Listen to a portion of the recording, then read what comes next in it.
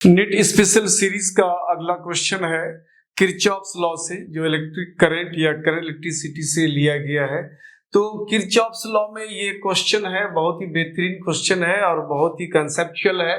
कहता है using Kirchhoff's law in the electrical network shown in figure. इस figure में जो इलेक्ट्रिकल नेटवर्क दिखाया गया है, इसमें किरचॉफ्स लॉ का यूज करना है और करते हुए calculate the values of I1, I2 and I3। इस सर्किट में, इस नेटवर्क में जो करंट दिखाया गया I1, I2 और I3, ये सारा कुछ ऑलरेडी फिगर में मेंशन है।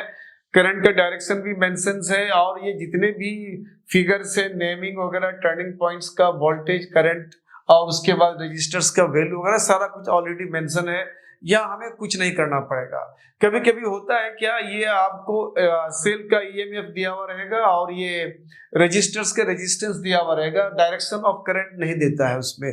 तुमको ऐसे ही डिजाइन करना पड़ेगा कि डायरेक्शन ऑफ करंट क्या होगा, किधर होगा। आप अपने आर्बिट्रेरीली कोई भी डायरेक्शन फॉलो कर लो, अगर वो डायरेक्शन सही है तो रिजल्ट उसका पॉजिटिव में आएगा, अगर वो डायरेक्शन ने आपने अपोजिट लिया है तो उसका वैल्यू नेगेटिव में आएगा करंट का। तो इससे डायरेक्शन को फर्क नहीं पड़ता है। तो ऑलरेडी यहाँ पे सारा कुछ बच्चों में मेंशन है, हमें यहाँ कुछ नहीं करना है। बस यहाँ फिगर को देखते हुए केसीएल और केवीएल का यूज करना है, यानी किरचॉफ्स का दो लॉ हमने कहा था। एक केसीएल कहते हैं किरचॉफ्स करंट लॉ और दूसरे का नाम है केवीएल किरचॉफ्स वोल्टेज लॉ। ये दोनों का यूज करते हैं हमें I1, I2 एंड I3 निकालना पड़ेगा। तो हम लोग करते क्या, डायरेक्ट सॉल्यूशन की तरफ चलते हैं और उस कड़ी में सबसे पहले हम लोग बात करते हैं लूप का। सॉल्यूशन में चलते हैं हम लोग, यहाँ बात करते हैं लूप, कौन सा लूप लिया जाए। तो हम लोग लूप में कैसे चलेंगे ये डिपेंड करता है कि आपको चलना कैसे है। तो ट्रेडिशनली हम लोग फ्लो के डायरेक्शन में चलना ज्यादा पसंद करते हैं, अदरवाइज अब अपोजिट भी चलते हो कोई फर्क नहीं पड़ता है। तो फ्लो के डायरेक्शन में ही चलते हैं हम लोग। तो फ्लो के डायरेक्शन में अगर चलना है तो हम लोग इस लूप में ऐसे चलते हैं और इस लूप में कोशिश करें कि ऐसे चले, ज्यादा अच्छा रहेगा। आप ऐसे भी चल सकते हो, कोई फर्क नहीं पड़ता है। तो अब उस लूप के हिसाब से अगर हम बात करेंगे तो हम लूप ले लेते हैं पहले A B E F A। Loop A B E F A, इस लूप में चलते हैं। तो हम लोग करते क्या, लूप में जैसे जैसे हमने लेटर्स को लिया है ना, वैसे ही चलना ज्यादा आसान लगता है। तो हम पहले A से B चलते हैं। A से B कोई रेजिस्टेंस नहीं है, ठीक है। फिर आगे चलते हैं B से E। जब B से E चलते हैं तो एक रेजिस्टेंस है यहाँ पे 2 ओम का और करंट कितना है I3। तो यहाँ हो जाएगा twice of I3, twice of I3। फिर E से F चलते हैं तो यहाँ भी कोई रेजिस्टेंस नहीं है और F से A चलते हैं तो एक रेजिस्टेंस यहाँ है। पहले रेजिस्टेंस की बात करते हैं, सेल की बात इस बार करते हैं हम लोग। तो एक रेजिस्टेंस यहाँ है जो 5 ओम का है और इसकी तरफ करंट I1 है बच्चों। तो ये हो जाएगा प्लस 5I1। उसके बाद इधर लिखना है आपको टोटल ईएमएफ सर्किट का। ईएमएफ यहाँ है 12 वोल्ट का और उसी डायरेक्शन में चले थे हम लोग जिस डायरेक्शन में ईएफ पॉजिटिव से करंट निकलने की डायरेक्शन है। तो ये हो जाएगा यहाँ पे 12। इसको हम लोग इक्वेशन 1 ट्रीट करते हैं यहाँ पे। उसके बाद चलते हम लोग का इस लूप में, लूप इस डायरेक्शन में चलते हैं तो C B E D C कर देते हैं, या लिखते हैं लूप C से B, B से E और E से D और फिर फाइनली C। तो अब हम लोग उसी हिसाब से चलते हैं C to B। तो C to B चलते हैं, कोई रेजिस्टेंस नहीं है। B to E में एक रेजिस्टेंस है 2 ओम का और करंट है यहाँ पे 3 एम्पियर। तो ये हो जाएगा 2 इंटू रेजिस्टेंस इंटू करंट, तो ट्वाइस ऑफ I3। उसके बाद C से B चला, B से E चला, E से D में रेजिस्टेंस नहीं है और D से C में एक रेजिस्टेंस है यहाँ पे 3 ओम का और इधर की तरफ करंट है बच्चों I3। तो प्लस ये हो जाएगा 3I3 और उसके बाद उधर की तरफ करंट देखते हैं, सेल का ईएमएफ देखते हैं। सेल का ईएमएफ यहाँ पे 6 वोल्ट है। ये हो गया इक्वेशन हमारा 2। उसके बाद यहाँ करंट जो दिखाया गया है, तो यहाँ पे हम केसीएल का भी यूज करते हैं। तो हमारा केवीएल है, तो केसीएल में देख इधर से आपका करंट कितना आ रहा है बच्चों, इधर से करंट आ रहा है, इधर से करंट आ रहा है I1 और इधर से करंट आ रहा है आपको I2 और इस जंक्शन के बाद एक करंट इधर जा रहा है I3। इसका मतलब है ये जो I3 है ये I1 और I2 का सम टोटल है, या अलजेब्रिक सम है। तो हम कह सकते हैं कि ये जो I3 है, I3 ये I3 का जो वैल्यू है, ये I3 का वैल्यू ये I1 प्लस I2 के बराबर है। अब हम लोग इक्वेशन 1 और 2 में I3 का वैल्यू हम लोग सब्स्टिट्यूट कर देते हैं। तो अगर यहाँ भी 2I3 है, 2I3 है, अगर यहाँ पे हम 2 लगा दें तो यहाँ भी 2 लग जाएगा, यहाँ भी 2 लग जाएगा। अब यहाँ पे लिखेंगे from 1 and 2, from 1 and 2, from 1 and 2, 1 and 2 से 2I1 I3 2I3 हो गया 2I1 प्लस 2I2 और उसके बाद 5I1 इक्वल टू हो गया 12। थोड़ा इसको सॉल्व कर लेते हैं। 2I1 5I1 तो ये हो जाएगा 7I1 एंड प्लस 2I2 और ये हो गया 12। इसको इक्वेशन हम 3 कर देते हैं। उसके बाद 1 and 2 से 1 ले लिया, अब 2 से ले लेते हैं। तो यहाँ पे 2I3 का वैल्यू फिर यहाँ से रख देते हैं हम 2I1 and 2I2 इसके प्लेस में। तो ये हो गया 2I1 एंड के बाद है 2I1 प्लस 2I3 के लिए वैल्यू आया। उसके बाद यहाँ पे लूप हमने किस में लिया है 3, एक मिस्टेक हुआ है बच्चों, ये 3 ओम वाले में करंट I2 है, I2 करंट है यहाँ पे, दिस इज I2, इसको आप सुधार लो बच्चों। तो दिस इज I2। हाँ, तो ये कितना हो गया 2I3 का वैल्यू हो गया 2I1 प्लस 2I2 और प्लस यहाँ हो गया आपको 3I2 और इक्वल टू हो गया यहाँ पे 6। थोड़ा सा इसको हम लोग सॉर्ट आउट करेंगे तो ये हो जाएगा 2I1 एंड प्लस 2 and 3 ये हो जाएगा 5I2, दिस इज 6। इस इक्वेशन को हम इक्वेशन 4 कर देते हैं। अब इक्वेशन 3 and 4 को सॉल्व कर लेंगे तो हमें I1 I2 मिल जाएगा। तो I1 I2 का वैल्यू ले देंगे, लाके यहाँ सब्स्टिट्यूट करेंगे तो I3 भी मिल जाएगा। तो आप इसको सॉल्व कर सकते हो आसानी से, और चाहो तो मैं थोड़ा सा दिखा देता हूँ सॉल्व करके, है कुछ नहीं। तो इसको हम लोग यहाँ से कर देते हैं, इसको आउट, इसको भी कर देते हैं आउट। यहाँ लिख दो फ्रॉम 3 and 4 से 3 में कितना है 7I1 plus 2I2 equal to हो गया 12 और 4 में है 2I1 plus 5I2 equal to हो गया 6। अब हमें यहाँ I1 या I2 किसी एक को यहाँ पे एलिमिनेट करना पड़ेगा। तो मान लो I2 को एलिमिनेट करेंगे तो I2 का इधर यहाँ का जो कोफिशिएंट है इसको यहाँ मल्टीप्लाई कर दो और इसका कोफिशिएंट को यहाँ मल्टीप्लाई कर दो। तो यहाँ से हम लोग इसको सॉर्ट आउट कर सकते हैं, बड़ा आसानी से सॉल्व हो जाएगा।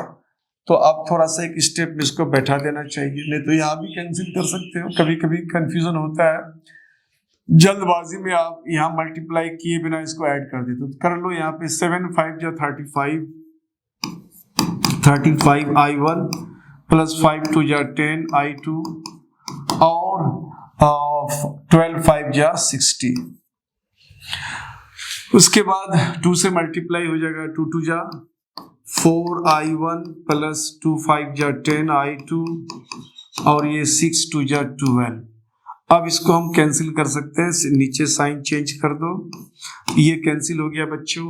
35 में से यहाँ पे 4 माइनस कर देना है तो ये हो जाएगा 31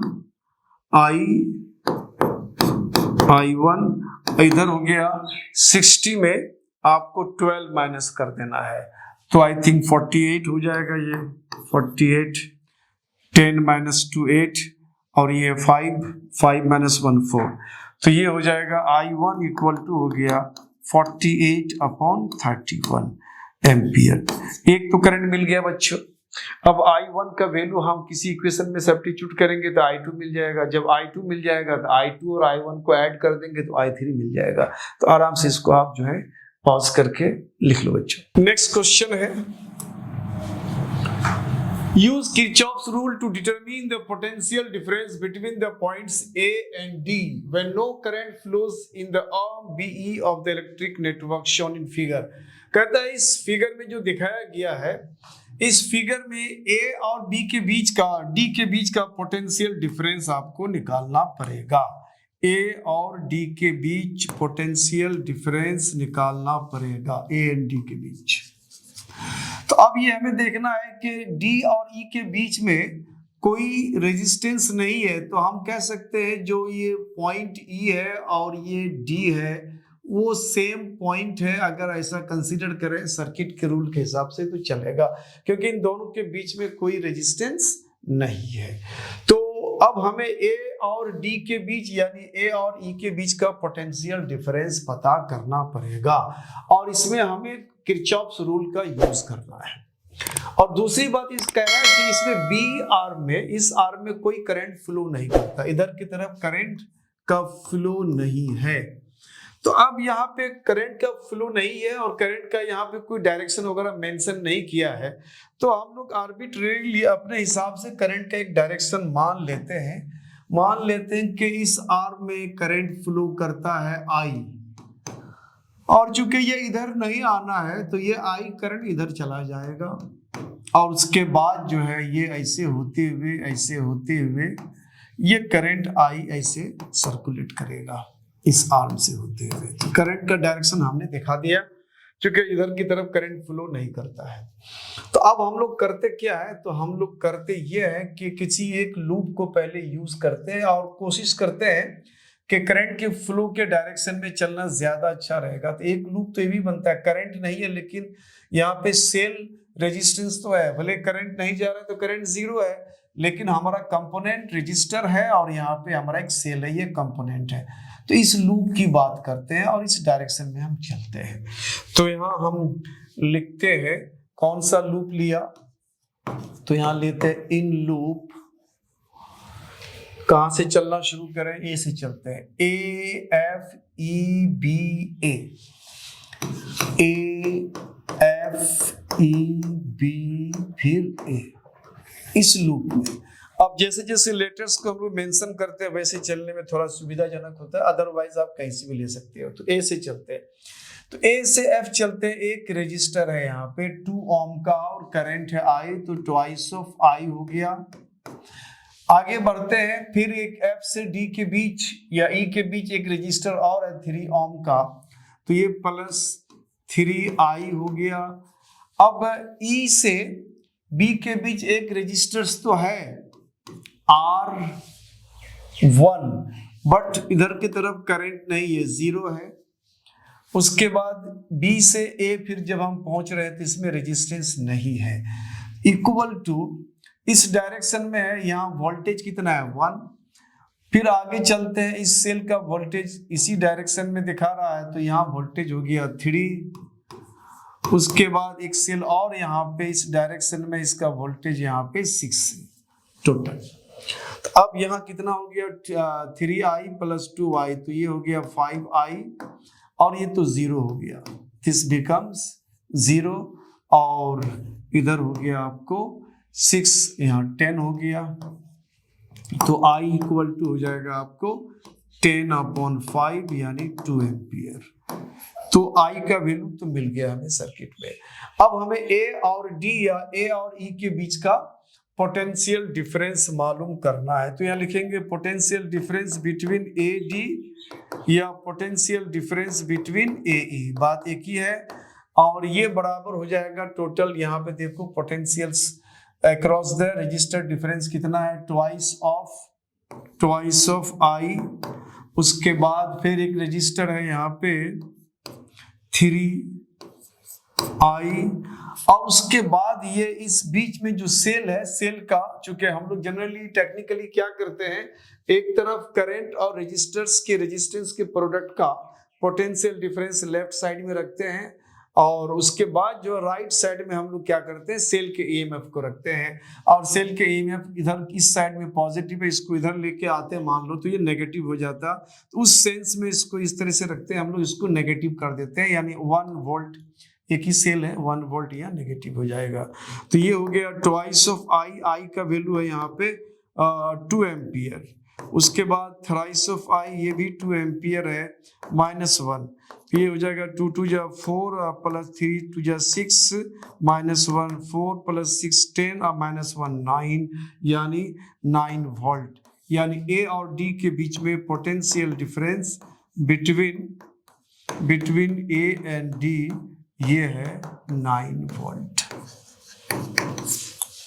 ठीक है बच्चों, पॉज करो, आराम से लिखो। नेक्स्ट क्वेश्चन है हमारा, इन द सर्किट जो फिगर में दिखाया गया, assuming point A to B at 0 potential, use Kirchhoff's law to determine the potential at point B.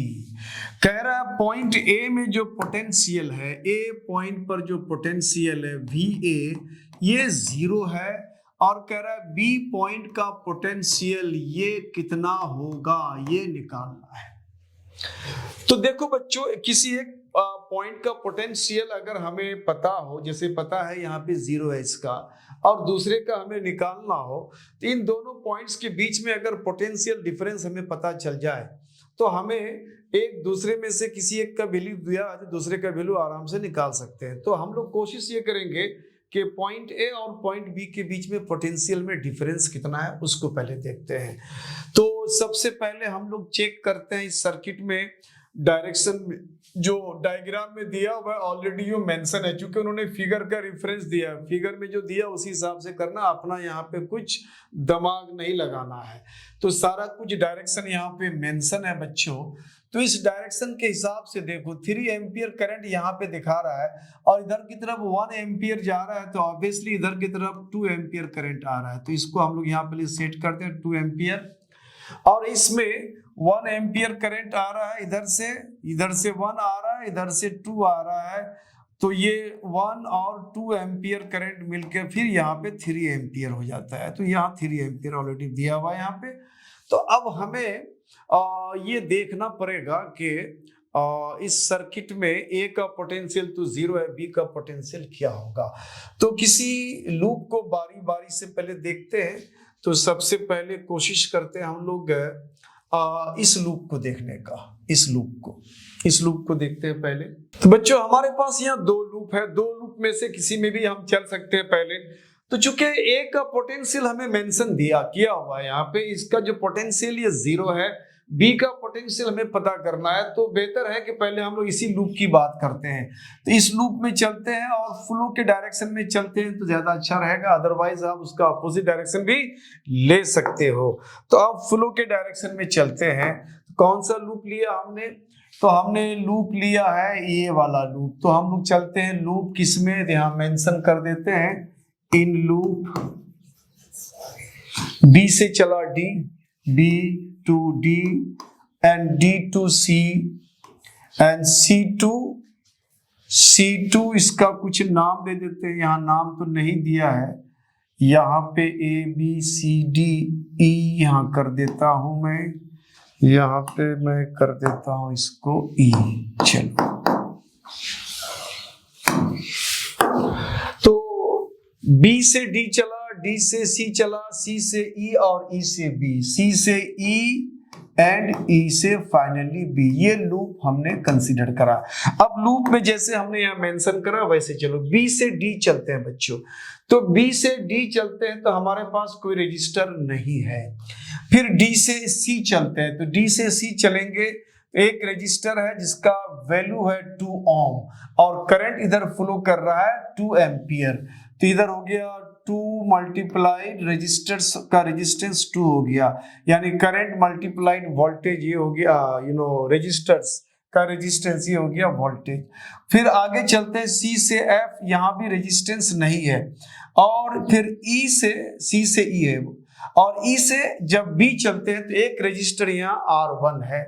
और चूंकि इस सर्किट में इधर से करंट 2 एम्पियर, इधर से 1 एम्पियर, तो अब ये 3 एम्पियर करंट जा रहा है। तो यहाँ पे जो इसके अक्रॉस जो पोटेंशियल डिफरेंस वोल्टेज है, तो करंट हो गया बच्चों 3 और रेजिस्टेंस हो गया R1 इक्वल टू, अब इसमें सेल देखते हैं। तो इसमें सर्किट में सेल एक जगह यहाँ पे है, और वो सेल है 4 वोल्ट EMF का, तो ये 4 हो गया।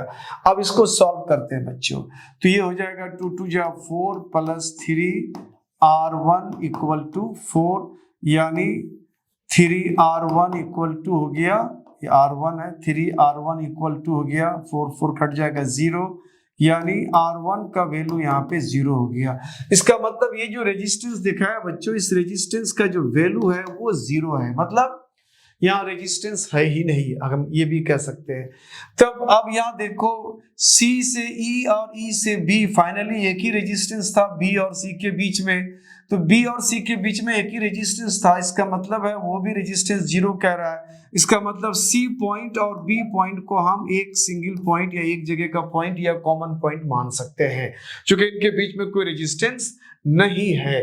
तो अब हमें B के पोटेंशियल निकालना है, यानी सी का पोटेंशियल अगर मिल जाता है तो बी का पोटेंशियल हो जाएगा। तो अब हमें देखना है कि ए और सी के बीच में कोई रेजिस्टेंस नहीं है, सेल दिया है जिसका EMF 2 वोल्ट है। तो ए और सी के बीच में अगर पोटेंशियल डिफरेंस की बात करेंगे तो ये आपको 2 वोल्ट का हो जाएगा। तो यहाँ हम लोग लिखते हैं कि पोटेंशियल डिफरेंस बिटवीन ए सी के बीच जो पोटेंशियल डिफरेंस है बच्चों वो 2 वोल्ट का है। तो दोनों के बीच का पोटेंशियल डिफरेंस 2 वोल्ट है। AC के बीच का, AC का मतलब ही होता है AB, तो AB के बीच का पोटेंशियल डिफरेंस हो गया 2 वोल्ट। अब यहाँ पे पोटेंशियल डिफरेंस जो होता है बच्चों, तो पोटेंशियल डिफरेंस का ये मतलब नहीं होता है कि A के पोटेंशियल में से B का माइनस करना है, यहाँ पे B के पोटेंशियल से A का माइनस करना है। पोटेंशियल डिफरेंस का मतलब होता है high potential minus low potential. अब इसमें से हाई कौन है, लो कौन है, ये नहीं पता है, तो हम लोग इस पोटेंशियल डिफरेंस को मैथमेटिकली जो कॉन्सेप्ट है VA डिफरेंस VB लिखते हैं हम लोग इस तरह से, और ये इक्वल टू हमारा कितना है 2 वोल्ट है। चूंकि ये वैल्यू हमारा क्या है 0 है, तो इसलिए अब यहाँ पे डिफरेंस B के साथ तो होगा ही नहीं, कुछ घटने वाला नहीं है, ये 2। इसका मतलब है कि B पॉइंट का जो पोटेंशियल हो जाएगा, B पॉइंट का जो पोटेंशियल हो जाएगा, यानी VB इक्वल टू हो गया 2 वोल्ट, यानी पोटेंशियल एट पॉइंट B ये हो गया 2 वोल्ट। लिख लो बच्चों इसको भी आप पॉज करके। तो बच्चों हमारे पास यहाँ 2 लूप है, 2 लूप में से किसी में भी हम चल सकते हैं पहले। तो चूंकि ए का पोटेंशियल हमें मेंशन किया हुआ है यहाँ पे, इसका जो पोटेंशियल ये 0 है, बी का पोटेंशियल हमें पता करना है, तो बेहतर है कि पहले हम लोग इसी लूप की बात करते हैं। तो इस लूप में चलते हैं और फ्लो के डायरेक्शन में चलते हैं तो ज्यादा अच्छा रहेगा, अदरवाइज आप उसका अपोजिट डायरेक्शन भी ले सकते हो। तो अब फ्लो के डायरेक्शन में चलते हैं। कौन सा लूप लिया हमने, तो हमने लूप लिया है ये वाला लूप। तो हम लोग चलते हैं लूप किसमें, यहाँ मेंशन कर देते हैं इन लूप B से चला D, B to D and D to C and C to इसका कुछ नाम दे देते हैं, यहाँ नाम तो नहीं दिया है, यहाँ पे ABCDE यहाँ कर देता हूं मैं, यहाँ पे मैं कर देता हूं इसको E। चलो तो B से D चला, D से C चला, C से E और E से B, C से E एंड E से फाइनली B, ये लूप हमने कंसीडर करा। अब लूप में जैसे हमने यहाँ मेंशन करा वैसे चलो B से D चलते हैं बच्चों। तो B से D चलते हैं तो हमारे पास कोई रजिस्टर नहीं है। फिर D से C चलते हैं, तो D से C चलेंगे, एक रजिस्टर है जिसका वैल्यू है 2 ओम और करंट इधर फ्लो कर रहा है 2 एम्पियर। तो इधर हो गया 2 मल्टीप्लाइड रजिस्टर्स का रेजिस्टेंस 2 हो गया, यानी करंट मल्टीप्लाइड वोल्टेज ये हो गया, रजिस्टर्स का रेजिस्टेंस, ये हो गया वोल्टेज। फिर आगे चलते हैं C से F, यहाँ भी रेजिस्टेंस नहीं है। और फिर E से C से E है, और E से जब B चलते हैं तो एक रेजिस्टर यहाँ R1 है। और चूंकि इस सर्किट में इधर से करंट 2 एम्पियर, इधर से 1 एम्पियर, तो अब ये 3 एम्पियर करंट जा रहा है। तो यहाँ पे जो इसके अक्रॉस जो पोटेंशियल डिफरेंस वोल्टेज है, तो करंट हो गया बच्चों 3 और रेजिस्टेंस हो गया R1 इक्वल टू, अब इसमें सेल देखते हैं। तो इसमें सर्किट में सेल एक जगह यहाँ पे है, और वो सेल है 4 वोल्ट EMF का, तो ये 4 हो गया। अब इसको सॉल्व करते हैं बच्चों, तो ये हो जाएगा 2 2 जा 4 प्लस 3 R1 इक्वल टू 4, यानी 3 R1 इक्वल टू हो गया, ये R1 है, 3 R1 इक्वल टू हो गया 4 4 कट जाएगा 0, यानी R1 का वैल्यू यहाँ पे 0 हो गया। इसका मतलब ये जो रेजिस्टेंस दिखाया बच्चों, इस रेजिस्टेंस का जो वैल्यू है वो 0 है, मतलब यहाँ रेजिस्टेंस है ही नहीं, हम ये भी कह सकते हैं। तब अब यहाँ देखो C से E और E से B, फाइनली एक ही रेजिस्टेंस था B और C के बीच में, तो B और C के बीच में एक ही रेजिस्टेंस था, इसका मतलब है वो भी रेजिस्टेंस 0 कह रहा है। इसका मतलब C पॉइंट और B पॉइंट को हम एक सिंगल पॉइंट या एक जगह का पॉइंट या कॉमन पॉइंट मान सकते हैं, क्योंकि इनके बीच में कोई रेजिस्टेंस नहीं है। तो अब हमें B के पोटेंशियल निकालना है, यानी C का पोटेंशियल अगर मिल जाता है तो B का पोटेंशियल हो जाएगा। तो अब हमें देखना है कि A और C के बीच में कोई रेजिस्टेंस नहीं है, सेल दिया है जिसका EMF 2 वोल्ट है। तो A और C के बीच में अगर पोटेंशियल डिफरेंस की बात करेंगे तो ये आपको 2 वोल्ट का हो जाएगा। तो यहाँ हम लोग लिखते हैं कि पोटेंशियल डिफरेंस बिटवीन AC के बीच जो पोटेंशियल डिफरेंस है बच्चों वो 2 वोल्ट का है। तो दोनों के बीच का पोटेंशियल डिफरेंस 2 वोल्ट है।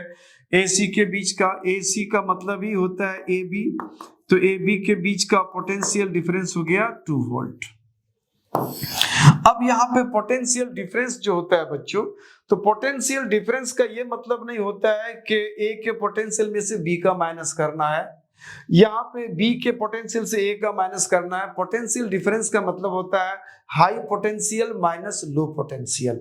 अब इसमें से हाई कौन है, लो कौन है, ये नहीं पता है, तो हम लोग इस पोटेंशियल डिफरेंस को मैथमेटिकली जो कॉन्सेप्ट है BA डिफरेंस VB लिखते हैं हम लोग इस तरह से, और ये इक्वल टू हमारा कितना है 2 वोल्ट है। चूंकि ये वैल्यू हमारा क्या है 0 है, तो इसलिए अब यहाँ पे डिफरेंस B के साथ तो होगा ही नहीं, कुछ घटने वाला नहीं है, ये 2। इसका मतलब है कि B पॉइंट का जो पोटेंशियल हो जाएगा, B पॉइंट का जो पोटेंशियल हो जाएगा, यानी VB इक्वल टू हो गया 2 वोल्ट, यानी पोटेंशियल एट पॉइंट B ये हो गया 2 वोल्ट। लिख लो बच्चों इसको भी आप पॉज करके।